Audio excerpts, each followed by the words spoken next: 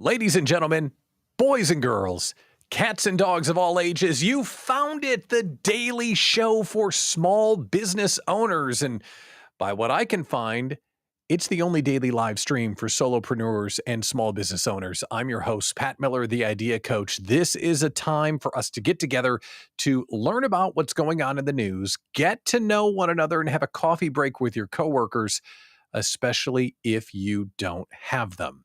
That's the point of Small Business Mornings. And just an aside quickly, before we get into the news and all the other stuff, you know what's really important about this show? Especially if you're seeing it on LinkedIn, it's real. We're going to talk about good days and bad days. We're going to talk about how being a small business owner is great and awful at the same time. And we're going to talk about what it feels like to get ready for the day, because you know what? Newsflash.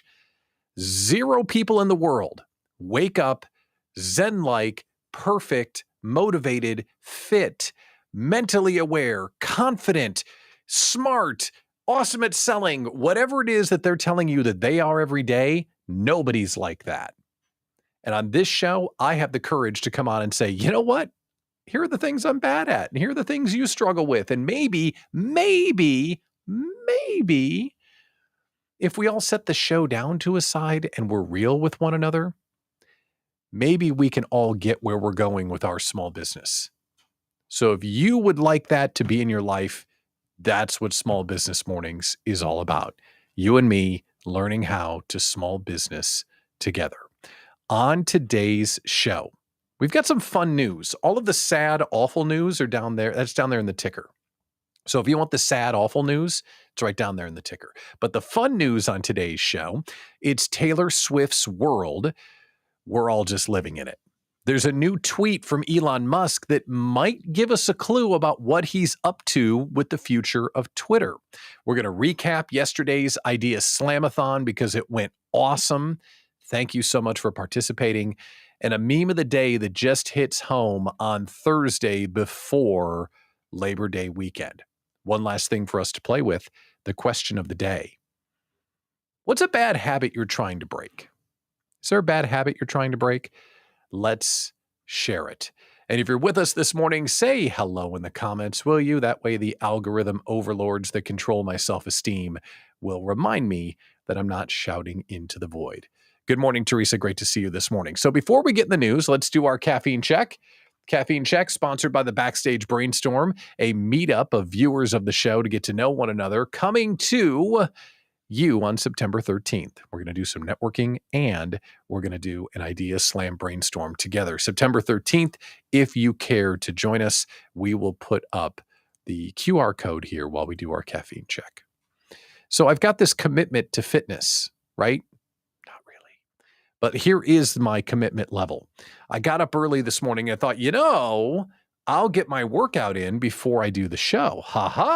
Here we go. So I get my little headphones on, I tie my little shoes, I march up to the treadmill. Awesome, I'm going to do this.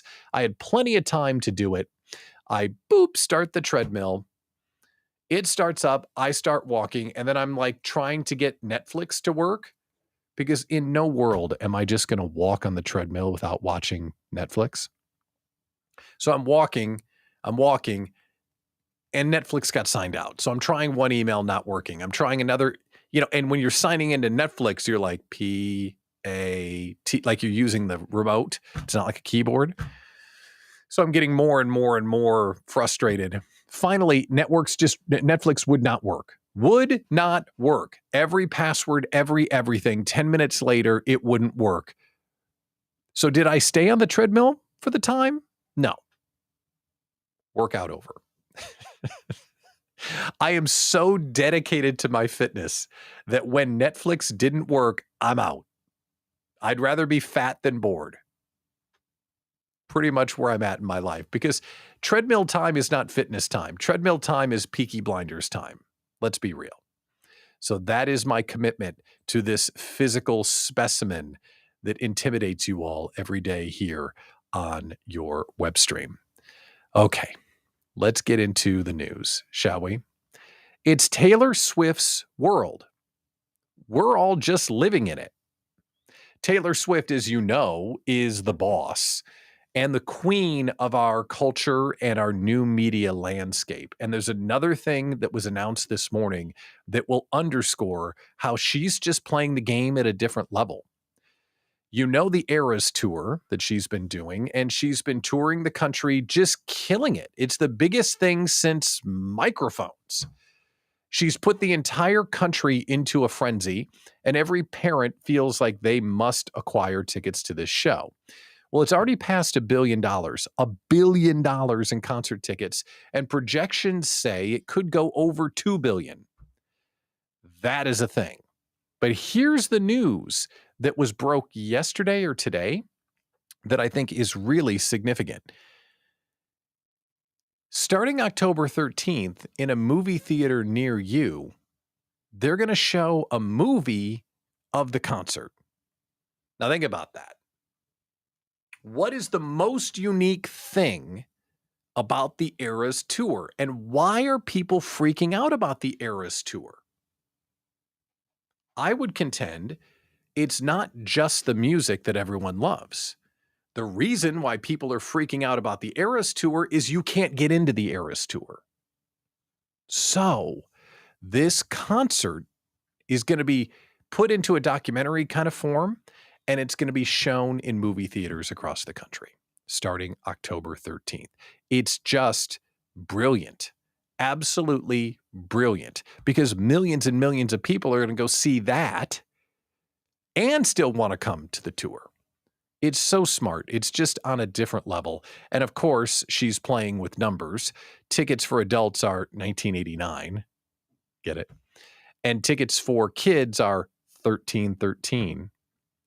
And then, of course, it's extra money if you want to go to the Dolby Theater or the IMAX or whatever. It's just incredible.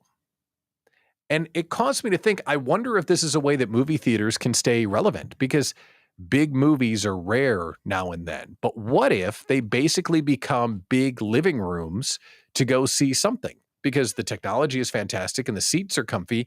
And by the way, that reminds me of a pro tip.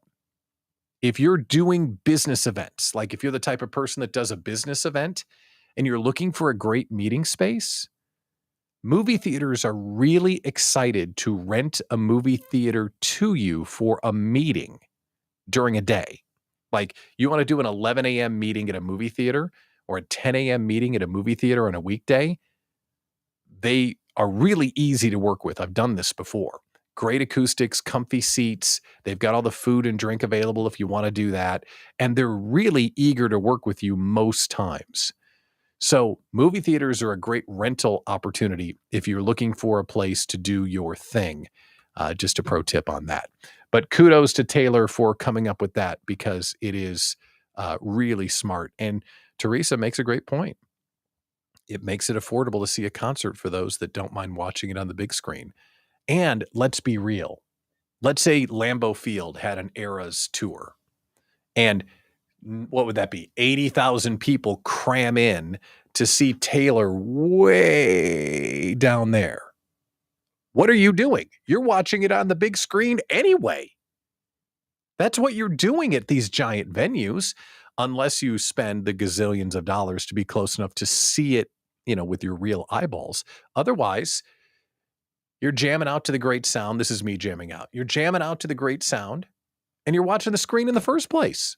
Brilliant. Brilliant. Good point, Teresa. Thank you for that. If you're just joining us, this is Small Business Mornings.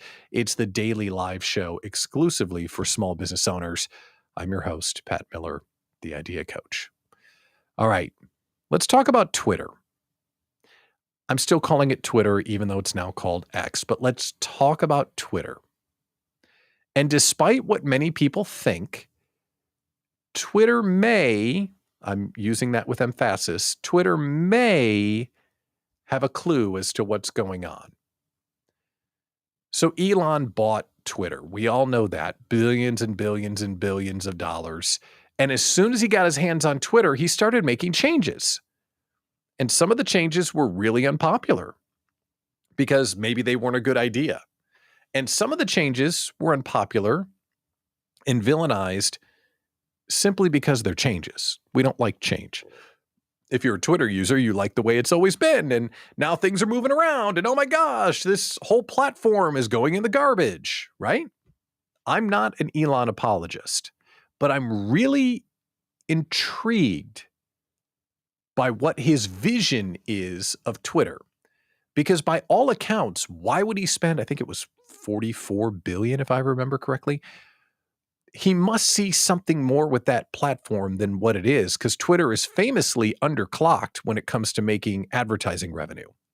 So there must be something in his head that he sees that nobody else doesn't, that we don't. And that would be pretty much on brand because he's made a lot of money seeing things we don't. So regardless of what you think about Twitter, here's what Twitter is doing. They are reporting, so I can't validate it, but they are reporting that they're hitting all-time traffic highs. So all of us that think it's dying, it may not be dying. But here's the news story this morning. He tweeted something that I think is pretty intriguing. Pretty intriguing. Now, again, let's try to be objective about this. All right. So even if you hate Elon, let's just set that aside for a second and talk about his tweet. Here's the tweet that made me go, oh, maybe there's a future for Twitter. Video and audio calls coming to X, Twitter. Works on Apple, Android, Mac, and PC. No phone number needed. X is the effective global address book. Now think about that. Calls coming to Twitter. Now, if you're a Twitter user, why do you use Twitter? Because you follow people that you think are interesting, or you communicate your thoughts and ideas through Twitter.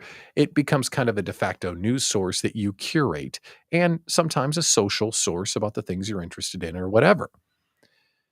But they're making changes, like they've swung open the doors to content creators to get paid by Twitter for creating content. Now, if you can make voice and video calls through Twitter, that's intriguing. Now, I'm not saying it's the right thing, but it's intriguing. And I want you to be aware of your knee-jerk reaction with this story. Change, Change, Elon bad. Okay, I get it. Some people don't like him. But I'm trying to look at this as a business idea, as an observation of what is he up to? Because if through the one app, you got your curated news feed or your interest groups or whatever you use Twitter for, but it also becomes a messaging service for video and audio calls, that's pretty interesting. And then there's one more nugget to toss in here. I saw on the news, Google, I think it was, that pretty quietly, X has applied to be a crypto outlet. So what if Twitter becomes the hub for social media, news, direct communication for calls and video, and your bank? Now, again, this could be the biggest failure in the history of everything. I mean, the biggest failure.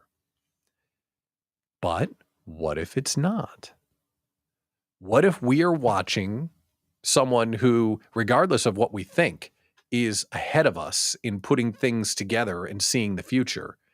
What if we're watching someone assemble the Lego pieces of what a media company should be now and in the future? It's interesting. Good morning, Stephanie. It's interesting to me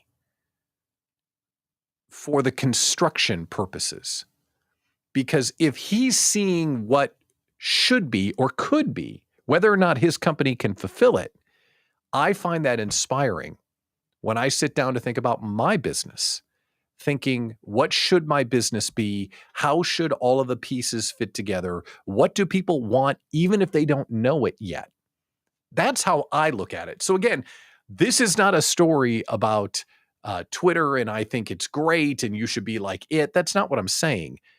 I just want you to look at what's going on with, what is he up to? Clearly up to something. And again, to me, I find that inspirational as an assembler of ideas. Is that a word? Assembler of ideas?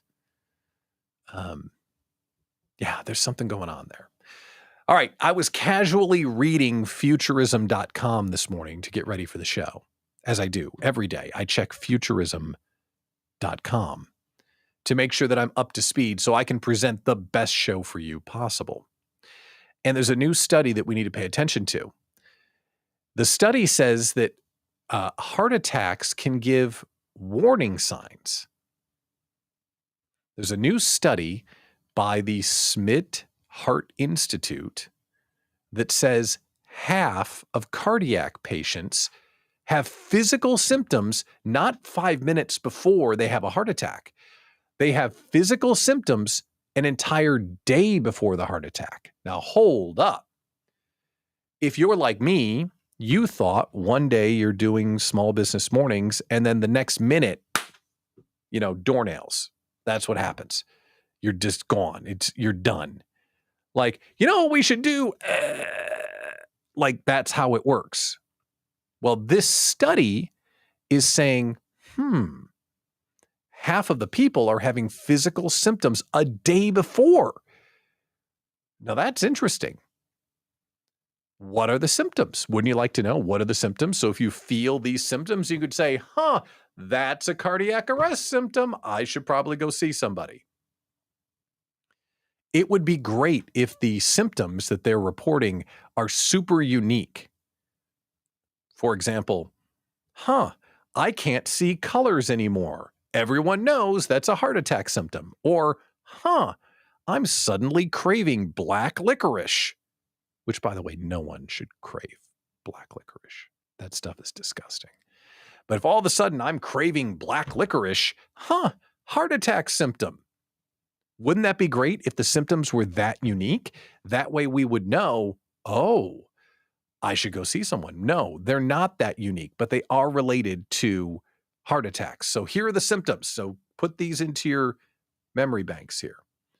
Women, if you have shortness of breath, that is one of the symptoms that they're saying half of the women who had cardiac arrest felt a full day before. And men, if you have chest pain, a day before, you might have a heart attack. You should probably go see somebody. Those aren't the most unique symptoms in the history of symptoms, but this study says that we need to take these symptoms seriously. And I knew there was going to be a black licorice truther in the audience. Barbara, seriously?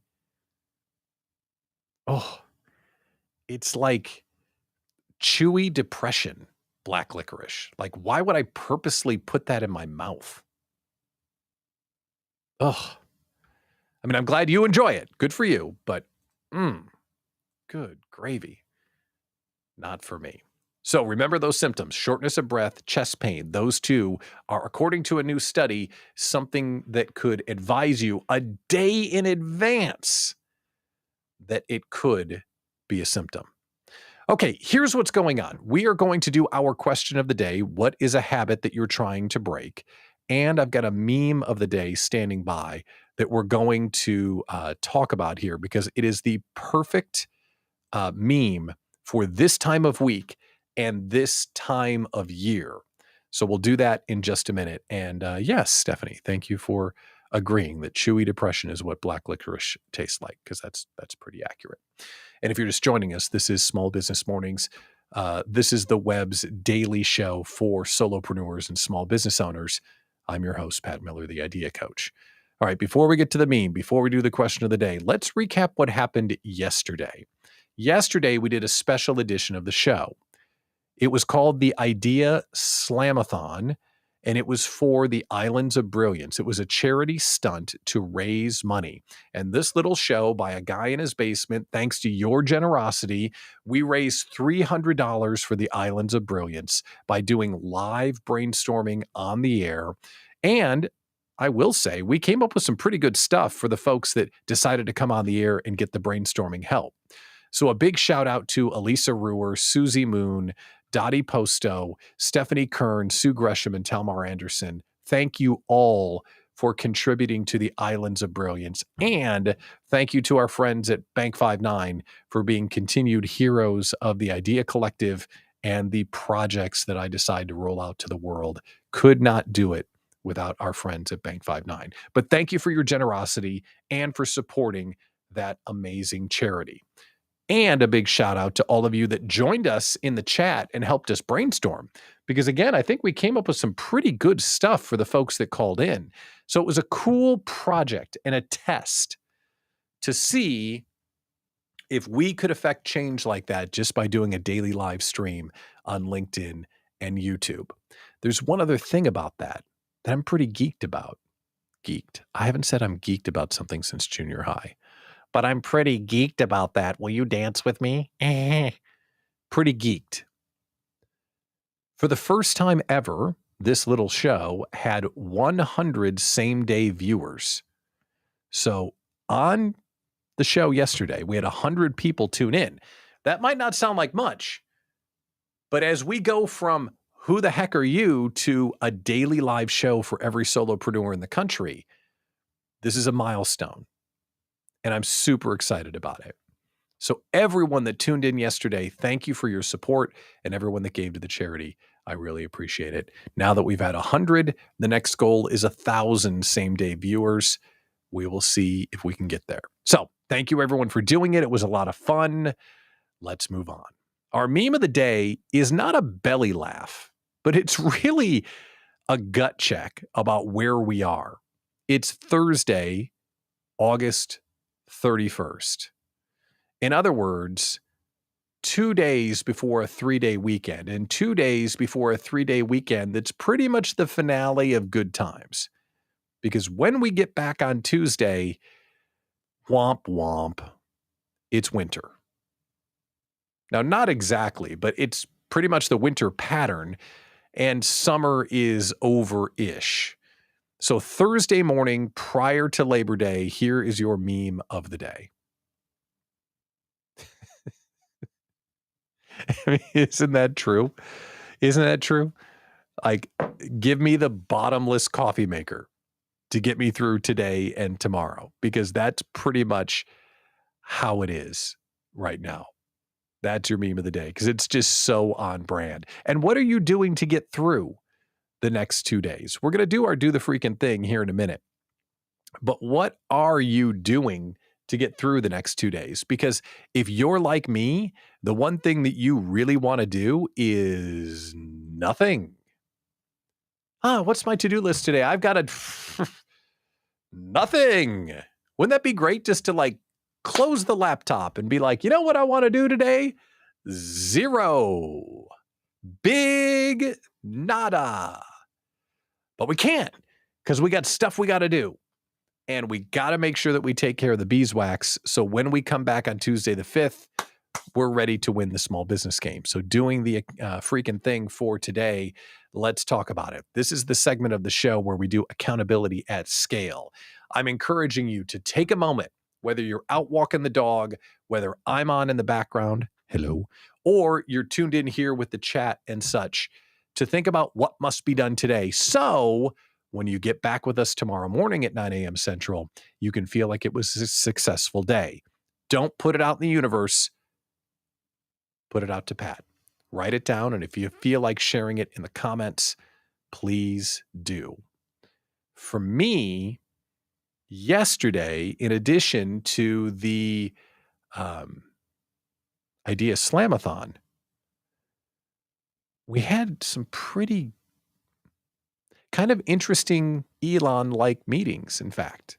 We had 2 meetings, one about the 2023 Small Business Conference and one about the 2024 Small Business Conference. And here's what I'll tell you. Without a doubt, the 23 conference is going to be the best one we've ever done. Guaranteed. The 2021 and 2022 conferences were awesome. The 2023 conference is going to be incredible. I'm so excited for this year's event, and that's happening in November. I should probably put up the thing in case you don't know what it's about. 3-day conference, small business owners in one place, get away from your work, come here for Marcus Lemonis and other keynote speakers, meet everyone in the Idea Collective. It changes your business. It is, it's just incredible. And this year's is going to be incredible. But, we're already having meetings about the 2024 conference, and we have a proposal out right now for the 2024 conference that if it goes through, next year's conference might be 10 times bigger than this year's. That's conservative, actually. The proposal that we sent out yesterday is so hot, so amazing. I can't even cross everything that can be crossed, hoping that we get a yes on this proposal. Because if we get a yes on that proposal, there will be before this thing and after this thing. That's how big it is. And everyone that comes to the 2023 retreat conference will have first access to the 24 thing. That's how big it is, because the 24 thing may sell out in a week. I'm not even kidding. It's that big. So it has been deep thought and planning for me yesterday and today. That's what I'm going to be doing the freaking thing today. So hopefully you're going to spend some time today and do the freaking thing and be ready for the weekend. Okay, let's do this. Let's talk about our question of the day. Question of the day, and then we're going to get out of here so we can go get our stuff done and get into the weekend. Our question of the day is, what is a bad habit you're trying to break?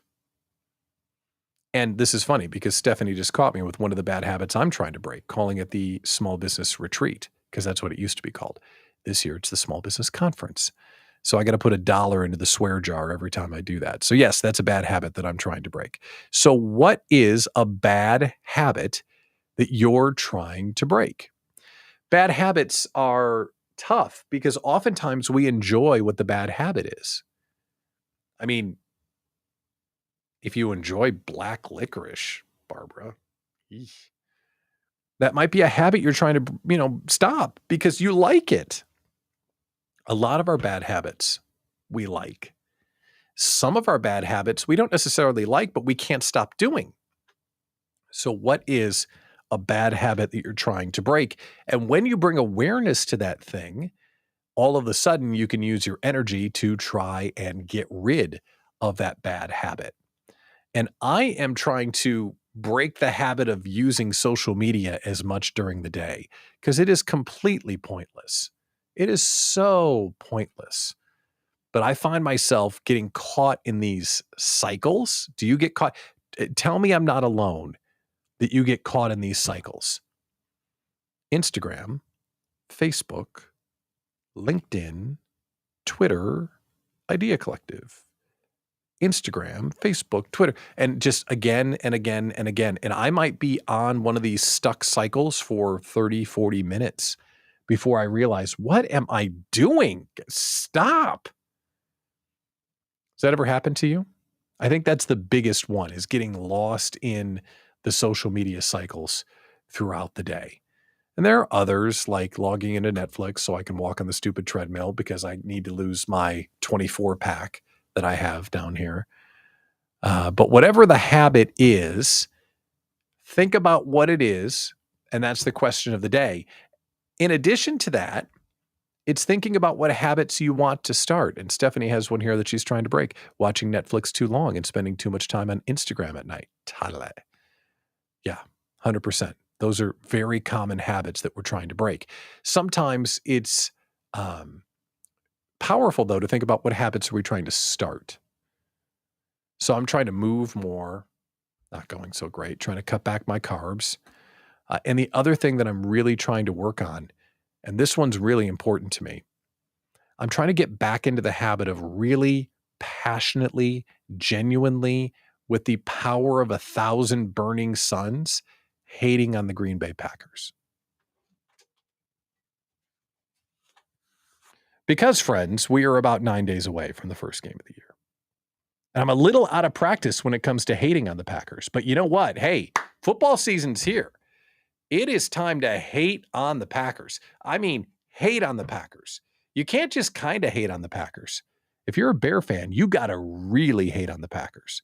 And the reason why is they're gross. And secondly, they've been kicking our ass for about 41 years in a row. So you can't show up to week 1 and just casually hate on the Packers. Oh, nay. I got to be on my game that by kickoff next Sunday, I'm tuned. I am Chat GPT refined with my hatred. I need to be on point with the laser focused, burning an ant through the magnifying glass hatred of the Packers. So that's what I'm working on. So whatever it is that you're trying to break your habits, work on that or start a new habit and join me, won't you, in hating on the Green Bay Packers, because you know what? They deserve it. Yeah, I said it. They deserve it. Too bad. All right, before we get out of here, I want to remind you, if you're viewing the show and you're thinking, okay, an idea slam sounds interesting. Wow.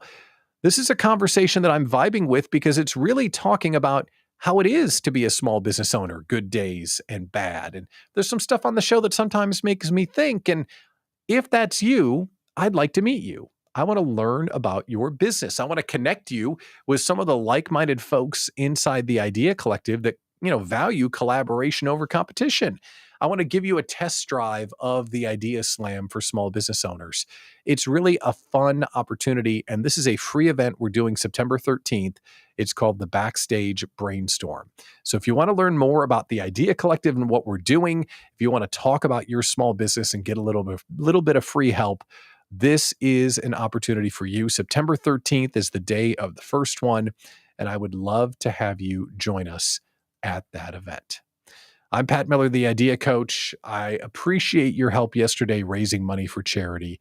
That was really great. And I'm really excited that you tuned in today because this is the foundation of this conversation for small business owners. I feel like taking tomorrow at 9 a.m. off, but I'm not going to do that to you. Because if you're going to get up and work tomorrow, I'm going to get up and work tomorrow. We will be back right here on our YouTube channel and on my LinkedIn, 9 a.m. Central, for the holiday finale of Small Business Mornings. Thanks for joining us today. We'll talk